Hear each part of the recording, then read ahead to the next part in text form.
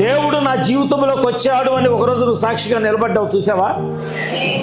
అది నీ జీవితంలోకి వచ్చిన దేవుని దినం.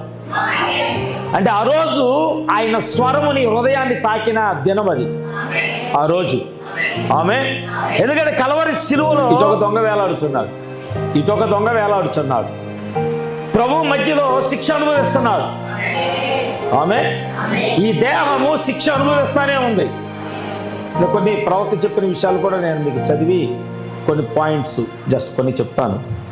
కానీ ఇక్కడ ఈ 3 దేహాలు శిక్షలోనే ఉన్నాయి లోకానికి చూడటానికి.